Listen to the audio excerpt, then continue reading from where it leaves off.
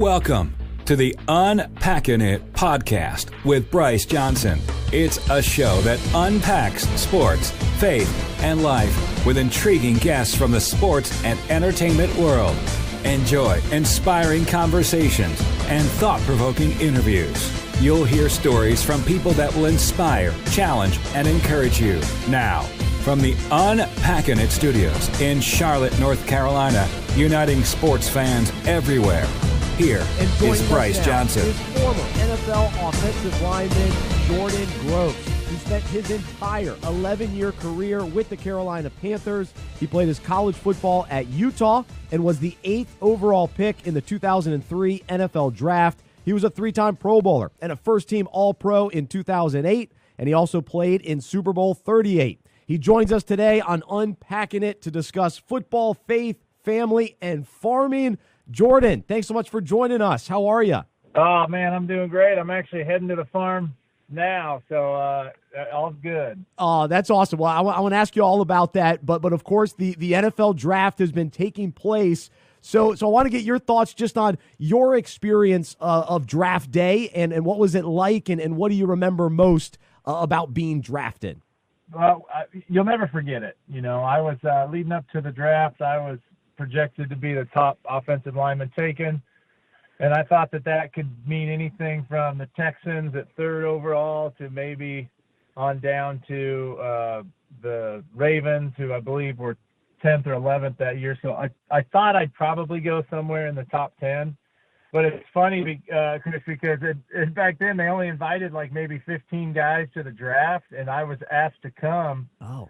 And I didn't because I thought, man, what if I slipped to 20th or something? I'm the only guy sitting there. So Yep. I didn't. I was married at the time to my wife already, and we stayed home in Utah and watched it. And that's the year the Vikings let the clocks run out. And then the Jaguars stepped up and went from 8th to 7th really quickly and drafted Byron Leftwich. And then the Panthers ran their card in and jumped from 9th to 8th and drafted me. So it was a crazy time. I didn't even know what was happening as we watched TV. I never got the call before they picked me. It all kind of happened at the same time. So a wild day. And, you know, next thing you knew, my wife were on a plane to Charlotte. We were coming out to kind of see where we'd be living for the next, while. And the rest is history. Oh, that's a great story. So what was your first impressions of the city, of the team, and just kind of your response to, okay, the Panthers are where I'm going? Yeah. It's funny because the Panthers were so low key about their interest in me. I did not think that they were looking at me. They didn't come to my pro day. I didn't do any private workouts for them. I didn't go on a visit to Charlotte. Nothing. No interviews over the phone. Wow. I saw them at the combine. And at the combine, we talked about my college teammate, Steve Smith, the whole time and laughed about what a knucklehead he is. It was so laid back. John, I remember at the combine meeting John Fox, who was the coach, my first 8 years, and thinking, what a great guy I thought he was. But honestly, just no idea that they were going to pick me. And when they did, I flew out to Charlotte and I met Jerry Richardson, who had a big impact on my career. We ended up spending a lot of time together in that building, but he's the southern, well-dressed southern guy with the accent, and I was just a world away from Idaho, where I grew up, in Utah, where I was at college. But very excited about it, and then getting to have the success we did, starting right away as a rookie and making it all the way to the Super Bowl was just a heck of a way to start a career. It was something that I don't think I understood how awesome that was at the time, because Super Bowl is obviously I never got back, so it was special to get that early on. Gosh, that's a great story. Jordan Gross, our guest right now on Unpacking It. He was the 8th overall pick in the 2003 NFL Draft by the Carolina Panthers and spent his 11-year career in Charlotte. And so as you think back to that time with the draft, what advice did you receive around the draft, either before or kind of just after at that point? And then what do you wish you knew about the whole draft process? Well, it was shrouded in a lot more mystery than it is now. You got to see that ESPN held the draft day coverage, but it just wasn't publicized as much. Mel Kiper still had his big board, and I was checking that thing every day. I had some decisions to make, though. My season at Utah, we had a mediocre season. We were under 500, did not go to a bowl game. So I was done before Thanksgiving, which is abnormal, you know. Usually you're in some kind of a bowl game. So I had a lot of time to train for the combine and stuff. One big decision was whether or not to go to the Senior Bowl, because I really felt like I did not have anything to gain by going and risking injury. And I was getting a lot of pressure from some scouts and stuff to go play, because being from the Mountain West Conference, which is what Utah was in at the time, I wasn't playing against a lot of top NFL caliber defensive linemen. So there were some questions there, but I was in full combine training mode all the way up, you know, past the combine and towards the draft. And I just thought that it was a smart decision to leave, and to not play. And I caught some flack for that. But it turned out to be the right thing. And then on draft day, you know, there's just really no way to prepare yourself. It's just, I don't know how guys wait, because I was the 8th pick. I mean, it literally was like an hour and a half, you know, and I just remember, oh my gosh, I was so stressed out at the time and so excited. When you just feel so flattered. It's surreal. I mean, to get drafted and you're thinking, now I'm playing in the NFL, and I got to do well because I'm a first-round draft pick. You know, there's some pressures that come with it, but fortunately I was already married and I had a good support system at home. Which is great. Now I want to hear more about that. Jordan Gross, our guest right now on Unpacking It. And so the final thought, just kind of on the draft, and then ultimately your first season in the NFL. The Panthers go to the Super Bowl. So you ended up teaming up with a couple of your former teammates and wrote a book called The Rookie Handbook: How to Survive the First Season in the NFL. And so maybe give us a little tease of what that book was all about and some of the key things that you wrote about. Well, I actually forget that I'm a published author, so thanks for reminding me. That's right. Don't forget. Ryan Khalil, one of my best friends in the world, he's just finished a 12-year career with the Panthers, and he's got great things in front of him. Who knows what those will be, but he's a man of many talents, so he's always working on something. And case in point is, he and Jeff Hangartner and I, who I played with in Carolina for 7 years, we were great friends, and we always were just trying to make things fun and interesting in the O-line room, in the locker room. And every year you get rookies that come in. I was the same way. And when you're a rookie, you just don't know what you don't know. I mean, from dressing properly for charity events or the airplane, or how to tell people no when they want money, buying cars, how to tape your hands and fingers for the game. It's comedic. And I was the same way, but to see the decisions that 21-year-old guys make in a world, in this whole new world that they're in, good decisions, bad decisions, funny decisions, sad decisions. Ryan went out and bought this leather-bound journal, and we started writing a rookie handbook just to be, sarcastic to our rookies and give it to them. And then Ryan said, we should do this for real. So we sat down, no co-author. The three of us pounded it out. We had a really great illustrator, and it's something I'm proud of. It's not a New York Times bestseller, but everyone that's read it has enjoyed it because it's a page turner, and it's all true, man. The pranks that can happen to you, and how to avoid the wrong women, and a little bit of everything. So we had a good time with it. Oh, that's really cool. Jordan Gross, our guest right now on Unpacking It. The book's called The Rookie Handbook: How to Survive the First Season in the NFL. And so a big part of you being able to survive that first year, and then throughout your NFL career, being married. And so would love to hear just about the role that your wife played in your life, but also your career, and the importance of having her in your corner throughout that time. Yeah, so Dana, She moved to my hometown of Fruitland, in 6th grade. So I met her then, and wow, always had the hots for her, and didn't make a move until the day after our junior year got over. The first day of summer, we went on a date to a bowling alley and to Jack in the Box, actually. Nice. So nice. That's the kind of date I would give her back then. That's all the money I had, but. Just a great person. I know who, if you decide to marry someone, that's the biggest decision you'll ever make. It sets the tone for your life, your happiness, so much. And being married is not it's like the Maroon 5 song. It's not always rainbows and butterflies. It's compromise that moves us along. And it's so true.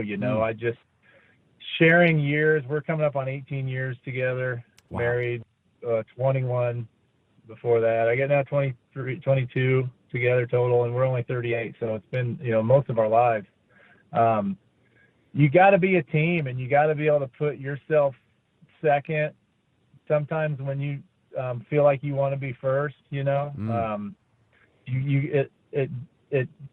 hardens you, and the discipline of being in a relationship with the sacrifice it takes and everything it makes you a better person. And you've got to know, you don't have to hit on all points. You don't have to agree on everything, but you got to agree on the big things, like how you want to raise your kids, where you would like to live, how you want to spend your money, how much money you're willing to spend, types of friends you want to be around, relationships with parents. I mean, there's some key things that you've got to really agree on to make it work. And fortunately, Dana and I do. And there's been some tough decisions over the years and the stresses of collegiate football. We got married when we were 20. So wow. We went through two college seasons and then the draft together. And there's a lot of things pulling at you. And now, we're through all that, and we've decided to move back to Idaho and do what we're doing now on the farm. And, life's great, but that's what you cannot slack off on your marriage. If it's good, everything else is good. You'll be a better father. You'll be a better friend. You'll be a better football player. If you're neglecting your marriage, man, it's a recipe for disaster. Wow. Great advice from Jordan Gross here on Unpacking It. 11-year career with the Carolina Panthers, offensive lineman in the NFL. And so you mentioned you moved back to Idaho. So you retired in 2014, and you stuck around in Charlotte a little bit and were involved with the Panthers in a broadcasting sense, and then decided to move back to Idaho. So what is life like for you these days, and what went into that decision to go back to Idaho? Well, we both are from here. My wife and I, all our family's here. Our whole history is in this state. We left to go to Utah and play football and do college, which was great. And then we went to Carolina and were there for 14 years. But right after I got drafted, we bought a farm in our hometown with the goal of someday moving back and, kind of raising our kids in a similar environment that we were in when we grew up. And that itch never went away. And so I retired from football in 2013 after the 2013 season. It was actually February of 2014 officially. But I retired and worked for the team for 2 years doing TV and radio and some in-house stuff that I wanted to see how I liked that, and kind of took our time transitioning back, and finally said, it's time to go. Let's do this. We had another baby, and so we have 3 kids now, and we just wanted to get home. But the beautiful thing about being with the Panthers that long and continuing to maintain my relationships is I still get back there. I was back there recently doing some stuff for the 25th anniversary of the team, some production stuff, and going to a game or two every year, and staying in the loop. And just like I was talking about marriage, my relationship with the Carolina Panthers is one that will take work to make it last, but it's really important to me to stay a part of that organization in some capacity for all the wonderful things that they did for me and the meaningful relationships that I have in that building with the fans. So it's always on my to-do list to keep that relationship going. Oh, that's really cool. And so you still stay connected, but you're out there in Idaho. So what is day-to-day life like, and what does it mean to be a farmer, and what's kind of your role in all of that? Well, we bought a farm, like I said, in 2005, called Little Buddy Farm. I named it after my father-in-law, who I gave him that nickname when I was in college. He was kind of a short little guy, and he lovingly let me call him Little Buddy because we're great friends. And so to pay tribute to him, he's a farmer also. We named the farm after him. But it's about 80 acres, and we do a lot of animal feed crops. So we do oats and alfalfa with the majority of our acreage right now, and sell it to a good friend of mine who has a very large dairy in town. But we're transitioning into organic, and what I'm really excited about is we're growing our vegetable production side. So market farming, where we're growing over 70 different varieties of produce, some fruits, that we sell to customers and to restaurants and things like that. So I spend a lot of my time with the hands in the dirt and playing with worms and working on building the business so that we can employ more people. We do a lot of educational programs and stuff, and we really want to expand that even more, where we get kids out on the farm learning how to do it. And really, it's amazing to see them experience planting seeds, harvesting food, and the joy that everybody gets out of that, but especially kids, helps them learn an appreciation for eating more healthy foods. And I've also been able to have a few veterans out there that have wanted to spend some time on the farm, that have been dealing with, some of the stuff they deal with when they come back from battle. And it's therapeutic, man, being out there Wow. with nature and the bees. And so it's a hobby of mine, it's a business of mine, it's a charitable interest of mine and my family. And we've been fortunate enough to hire a really great guy to join our team who's passionate about it as well. Ben, the lifesaver for us. So it's neat. It's a dream come true, and I'm excited for what the future holds. Oh, man, that's really cool to hear. Jordan Gross, former NFL offensive lineman with the Carolina Panthers, and now a farmer, and he's with us here on Unpacking It.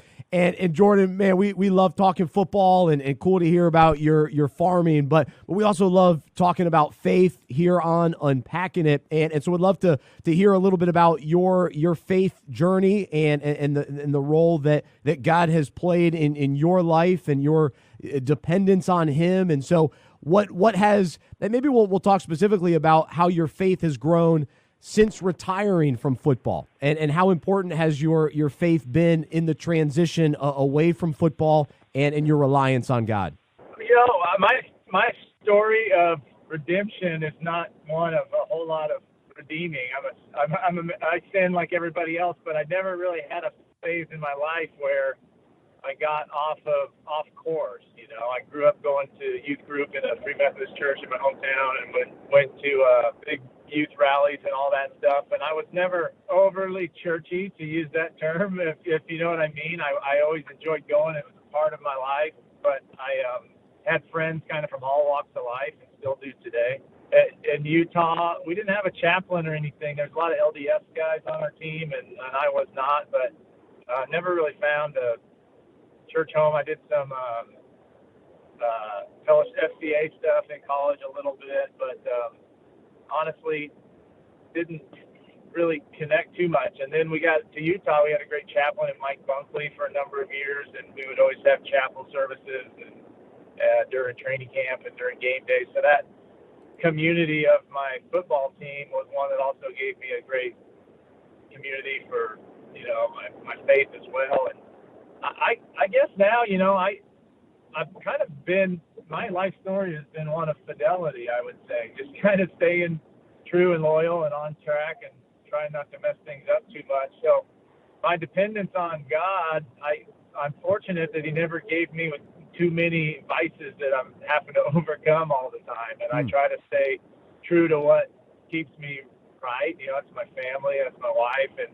And honestly, the best church service I've ever been to is when I'm outside, either camping or hiking, or, more recently, just being out on the farm in community with friends and family. And, I think God is everywhere, and I can feel it when I'm producing, when I'm growing, when I'm cultivating the land, and seeing all these parables that are in the Bible about reaping what you sow and seeds and all that stuff. You see it and you can feel it. So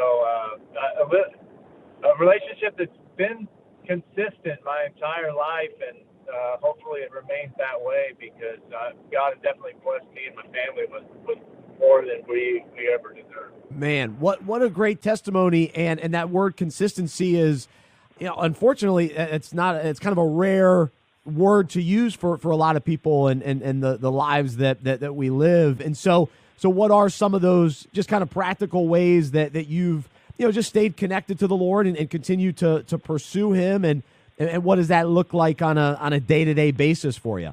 Yeah, well, I'm a quick prayer guy. I don't have a prayer routine or anything like that, but I know when there's a moment of appreciation or a moment of thanks or a moment of, I had asking for some help, whether it's I want my carrots to germinate or, mom's recovering from her hip surgery.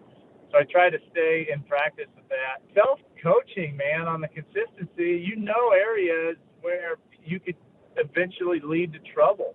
You know, whether it's the wrong – I mean, your peer group is huge. And now that, you know, I'm getting close to 40, I don't surround myself with idiots. But you have an opportunity to do that, especially when you're younger, and they can lead you down the wrong path into some decisions that you would say heck no to at one point in time can become pretty comfortable quickly if you are around the wrong vibe too much. You know, your cell phone is a wonderful tool. I use it for all our farm planning, checking the weather, running math calculations, seeing what my Panthers are doing. But it's full of things that could just lead you to situations that could just destroy your life, you know. And I don't need to list all that stuff off, but that's right in your pocket at all times. So I feel like now more than ever, there's always been pits and snares for men to step into or fall off on, but now it seems like there's stuff closer than ever.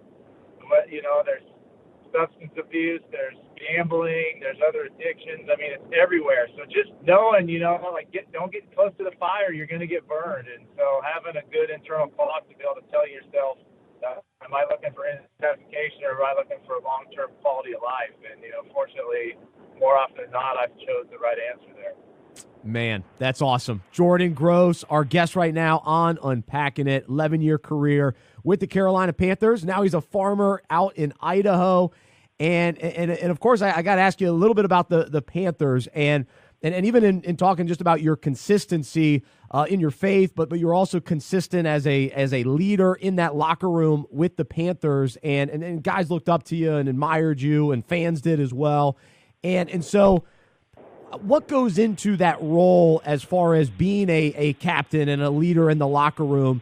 And then my follow-up to that is the Panthers are kind of going through a transition with that because guys like Ryan Khalil, like you mentioned, have retired, and Thomas Davis was released, and Julius Peppers retired. So just this concept of leadership and kind of your experience with that, what can you kind of share in that regard?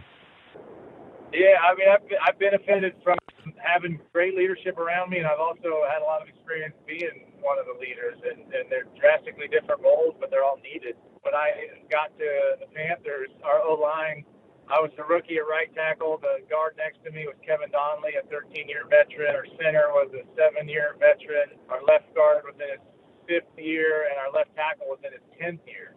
So I was surrounded, our backups were all older guys too, so I was surrounded by experience and leadership. And I mean, I literally didn't have to worry about anything other than myself. They handled even the press for me. If I had a bad game, they were running interference on it for me. They were showing me how to work hard, how to lift weights right, how to have fun, how to enjoy your job, but respect the game, respect coaches. And so that taught me so much more than the coach could have, was having an example right in front of me to study. Well, the next year, 3 of those guys were gone. I was left with just the center, and another year later. So quickly you look around, and that role you depended on to kind of tell you what to do. But before you know it, you look up and you're going, well, shoot, I guess I'm the leader now. And really, it's no, you know, earlier talking about being a husband or being a parent. We have 3 kids, a 13-year-old son and a 10-year-old daughter and a 3-year-old son. Just making it bigger than yourself and asking what's the best for the group or the team or the family, you know, that's the key, because usually what you want to do is not the right answer. What's easier is rarely ever the right answer, and what's good for the group is the harder thing to do. So keeping that in mind when you make decisions, and then, you know, the respect of having the respect of your teammates, of your family, your friends, and that's so rewarding to me, just to know that you can be somebody people can count on. And it's not every day you're perfect, but it's the sum of the parts that really leads up to where you stand in the eyes of others. It's a good word from Jordan Gross here on Unpacking It. And Jordan, we'll wrap up with this thought, because you mentioned being a father of 3, and actually my wife and I were pregnant with our first, and so recently I've been asking our guests what kind of wisdom can you share for me and for our listeners today for a first-time dad? Good luck, man. I don't know. I still don't have it figured out. Remember why you got into this whole thing, right? I mean, at some point in time you were saying, I want to get married and I want to have a kid or whatever the circumstances are. And when you're in the middle of it, you know, my wife and I remember when we were in high school and early college talking about, man, we get married someday and have a family and raise kids. And it sounds all peachy at the beginning of it, and it is wonderful. But some days are battles, man. You're going to have little kids poop their pants right before you're heading out to Easter dinner with your in-laws, you know, and you got to, like, this is true stories. You got to change a puke explosion that ruins your wife's dress on the way to a charity event. I mean, it's like anything you can think of can happen, and do it all with a smile on your face. Remember what you loved or wished was different about your parents, and try to be that for them. And you're trying to raise a well-adjusted adult human being someday. And so I have a 13-year-old son, Teddy, who's dealing with puberty and middle school and all that. He's a great kid, but some days he seems like an alien is taking over his own body, you know. So just patience and a good laugh. Remembering you're dealing with undeveloped brains, man. If you're arguing with a 2-year-old, then you're the bigger idiot, you know.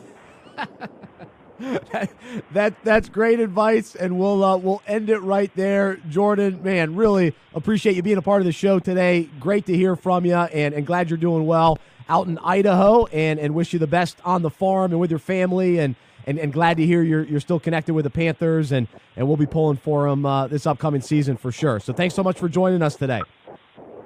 Thank you. I enjoyed it. All right. I appreciate it. There's Jordan Gross joining us here on Unpacking It. For more information about the show, our events, and other resources, visit unpackinit.com. That's UNPACKINIT.com. We hope you are encouraged, inspired, and challenged by what you heard today. To support our show and Unpacking It Ministries with a financial gift, visit unpackinit.com/donate. We look forward to unpacking sports, faith, and life with you again next week.